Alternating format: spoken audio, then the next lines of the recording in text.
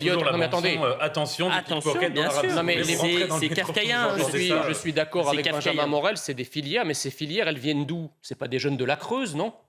Bon. Ces filières sont animées parfois depuis l'étranger et avec des étrangers et des personnes d'origine souvent des personnes sans papier qui sont récupérées dans ces réseaux. Et puis, si mais vous voulez, sur la réponse, des mineurs isolés. attendez, sur sur la réponse pénale, là où il y en a pas, sur la réponse pénale et la réponse, parce que moi, si vous voulez, encore une fois, j'en ai marre de ce cycle infernal qui consiste à alimenter, si vous voulez, l'ensauvagement de la société avec l'afflux toujours plus nombreux de certaines immigrations, et derrière, venir essayer de désensauvager en disant qu'il faut plus de moyens.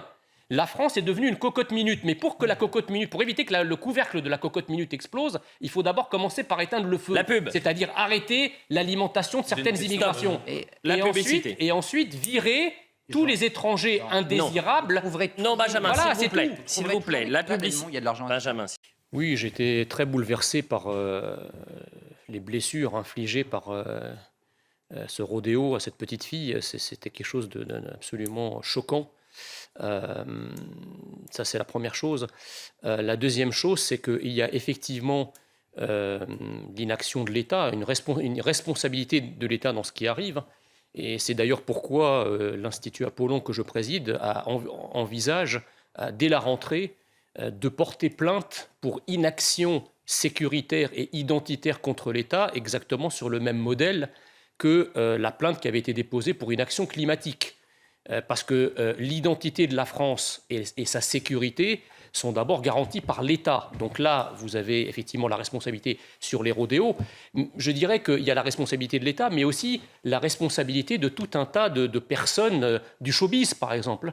Que pense Madame Yola Quivron, metteur en scène du film Rodéo, de ce qui vient de se passer à Pontoise? Elle qui glorifiait en quelque sorte le rodéo en disant que les accidents étaient causés par les flics qui poursuivaient les riders qui finissaient par se casser la gueule et par soit mourir, soit être blessés.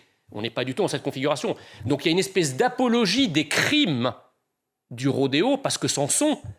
Quand vous avez des gens qui sont blessés, des innocents, des enfants qui sont blessés comme cette petite fille l'a été, ce sont des crimes.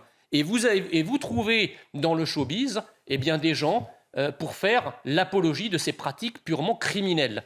Donc il y a ça, il y a l'inaction de l'État en effet, mais il y a aussi un espèce de contexte culturel où finalement les choses les plus choquantes apparaissent comme des choses classes, comme des choses légères. Et puis Or, surtout ce sont des réalités brutales. C'est la nation de l'État. Juste un point là-dessus. Oui.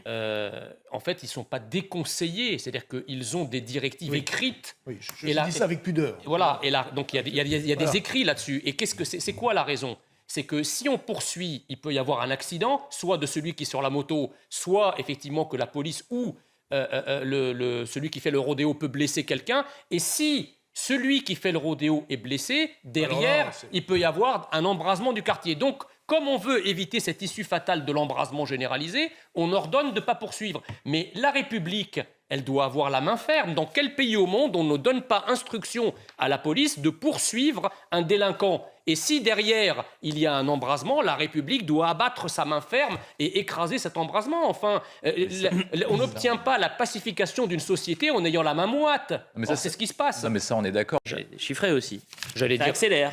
dire à la bonne heure, les Français ne comprennent pas, si vous voulez, que les forces de l'ordre, les mots ont un sens, ce sont des forces pour maintenir l'ordre, ne comprennent pas, si vous voulez, qu'on puisse pas poursuivre des rodéos, qu'on puisse pas rentrer dans certaines cités pour rétablir la loi républicaine. Oui. En revanche, les forces de l'ordre sont utilisées pour aller vérifier si les portes des magasins climatisés sont ouvertes ou pas, ou si les moteurs dans certaines villes comme à Nancy tournent alors qu'ils sont à l'arrêt. Enfin, on est chez les fous. Les forces de l'ordre sont faites des forces et pour faire respecter l'ordre, pas pour autre chose.